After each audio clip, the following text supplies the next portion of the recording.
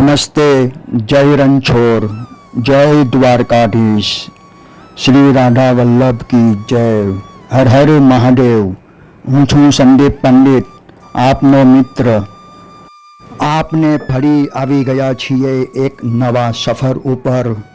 કામરેજમાં ભૈરવ ગામની અંદર એક પૌરાણિક તીર્થસ્થાનના દર્શન કરવા। આ ત્રણ મંદિરનો એકી સાથે એકે દિવસે એમનો ઇતિહાસ શું છે, જે વૈશાખ વડી અમાવસના દિવસનો। તો ચાલો આપને આગળ વધીએ એ વિશે।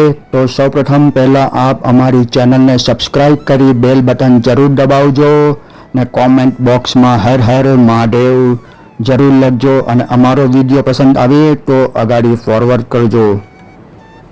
વિડીયોના અંત સુધી અમારી સાથે જોડાયેલા રહેજો। છેલ્લે ખૂબ મહત્વની એક માહિતી આપવાની છે આ મંદિર વિશે। અવંતી દેશમાં વેદ પારંગત, હંમેશા ધર્મપરાયણ હરિદત્ત નામનો બ્રાહ્મણ રહેતો હતો।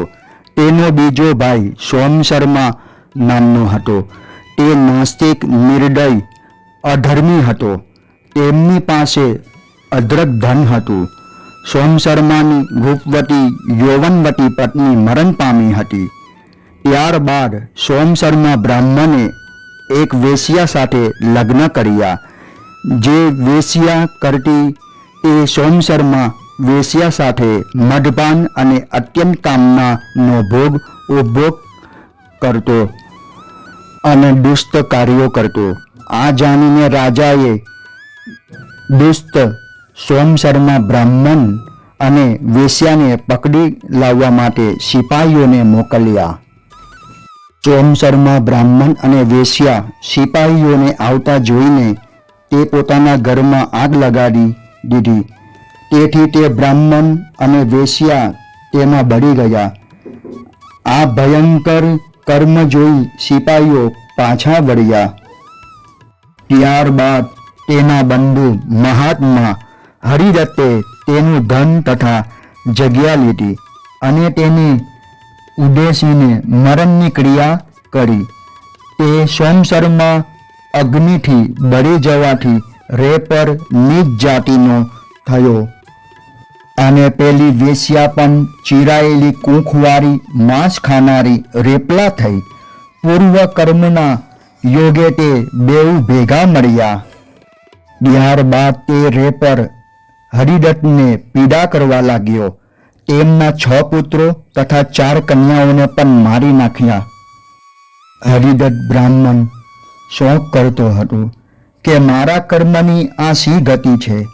પછી તેના મનમાં પ્રેત પીડાની શંકા થઈ અને પોતાની પત્ની સહિત તે હરિદત્ત બ્રાહ્મણ તીર્થયાત્રાએ ગયા।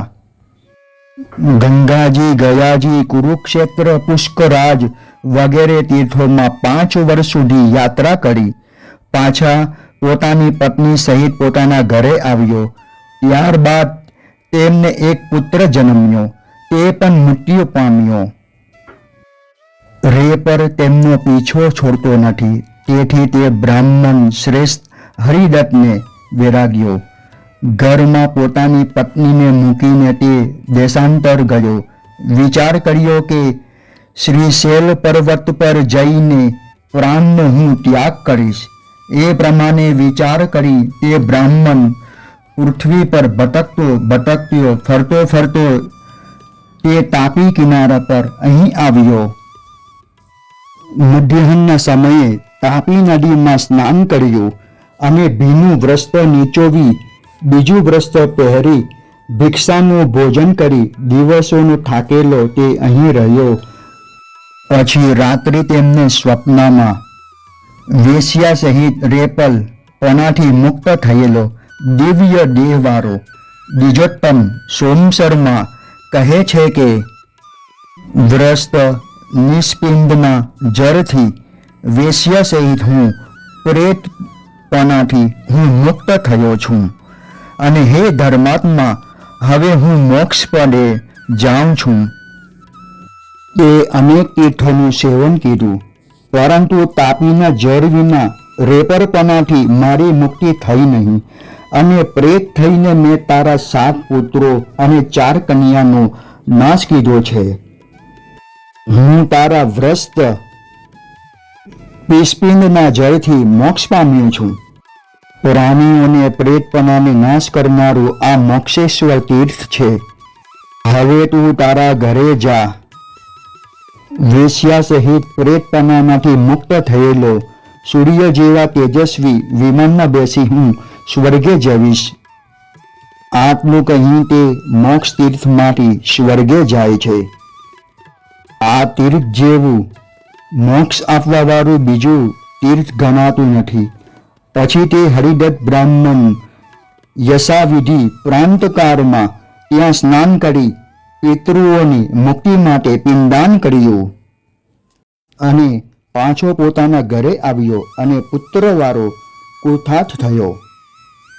વૈશાખ વદી અમાસને દિવસે મોક્ષેશ્વરમાં સ્નાન કરવું દુર્લભ છે, કારણ કે પૂર્વકર્મના યોગે સોમસરમાં બ્રાહ્મણ રેપરપણામાંથી મુક્ત થઈ મોક્ષ પામ્યો હતો. ધૂતપાપેશ્વરના દર્શનથી અનેક જન્મોના પાપ ધોઈ જે પુરુષ આદિ શંકરને મોક્ષેશ્વરની પૂજા કરે છે તે મોક્ષ ગતિને પામે છે. તાપીના આ નિર્મળ તીર્થમાં સ્નાન કરી જે પુરુષ આદિશંકર મોક્ષેશ્વરના દર્શન કરે છે તે પુત્ર વિનાનો હોય તથા બંધુવર્ગથી વિખૂટતા હોય તથા આશ્ચર્ય રહિત હોય તો તે પણ પરમ ગતિને પામે છે. મોક્ષ તીર્થમાં પૂર્વમાં ધૂતપાપેશ્વર છે કે દર્શન માત્રથી મનુષ્યોને પૂર્વ જન્મ થતો નથી. જ્યારે પૂર્ણબિંદુ મુનિએ ઇન્દ્ર રાજાને શ્રાપ આપ્યો હતો કે તું સ્ત્રીપણા થાય, ત્યારબાદ બધા દેવગણો બ્રહ્માજી પાસે આવ્યા કે આ સદરૂ ખરેખર આપની કૃપાથી થયું છે. જેમ પતિ વિના સ્ત્રી, સેનાપતિ વિનાનું સૈન્ય તથા શ્રી કૃષ્ણ વિનાનું ગોકુળ શોભતું નથી, તેમ ઇન્દ્ર વિનાની અમરાવતી શોભતી નથી. માટે હે પ્રભુ, કોઈની જપ ક્રિયા જ્ઞાન કે તીર્થ વિશે ઇન્દ્રને કહો કે જેના સેવનથી તે સ્ત્રીપણામાંથી મુક્ત થાય છે. ત્યારે બ્રહ્માજી કહે છે કે નારદ મુનિના શ્રાપને દૂર કરવાને હું અથવા શંકર પણ સમર્થ નથી. હે ઇન્દ્રદેવ, સૂર્યપુત્રી તાપી સિવાય કોઈ બીજું તીર્થ તમને મુક્તિ આપે એવું હું જોતો નથી. સંસારના મોહમાં અંધ થયેલા મનુષ્યોથી ઘણા જન્મોમાં કરેલા ઉગ્ર પાપો જેમ સૂર્યથી અંધકાર દૂર થાય તેમ જેના તાપી દર્શનથી દૂર થાય છે. હે ઇન્દ્રદેવ, વૈશાખ માસની અમાવસ્યાના દિવસે મોક્ષ તીર્થની દક્ષિણે તાપીમાં સ્નાન કરી ઋણમોચન મહાદેવના દર્શન કર. આવું બ્રહ્માનું વાક્ય સાંભળીને ઇન્દ્ર રાજા તાપીમાં સ્નાન કરીને ઋણમોચન મહાદેવના દર્શન કર્યા. પછી ઇન્દ્ર અહીં સ્ત્રીપણામાંથી શ્રાપમાંથી મુક્ત થયા. આ ઋણમોચન મહાદેવના દર્શન કરવાથી કોણ પાપ મુક્ત થતો નથી. પછી ઇન્દ્રએ પણ અહીં મહાપાપને હરનારું મોટું પાપમોચન નામનો મહાદેવનો બાન દેવોની સાથે રહીને સ્થાપ્યો. એ પુરુષ વૈશાખ માસની અમાવસ્યાને દિવસે અહીં ઋણમોચન મહાદેવના દર્શન કરે છે તે પુરુષ દરેક ઋણમાંથી મુક્ત થાય છે. જય દ્વારકાધીશ. દર્શક મિત્રો, અત્યારે આપણે આ 3 મંદિરના દર્શન કર્યા છીએ, જે ભાગ 1 છે મોક્ષેશ્વર મહાદેવ, ઋણમોચન મહાદેવ અને ધૂતપાપેશ્વર મહાદેવ, અને ભાગ 2માં ભૂતનાથ મહાદેવ, શ્રી કાલભૈરવ મહાદેવ અને ભૈરવી માતા. ભાગ 3માં એકવીરા માતાના દર્શન, કોટેશ્વર મહાદેવ અને ભવમોચન મહાદેવ. જલ્દી જ ભાગ 2 અમે લઈને આવી રહ્યા છે અને ત્યારબાદ ભાગ 3 આવશે.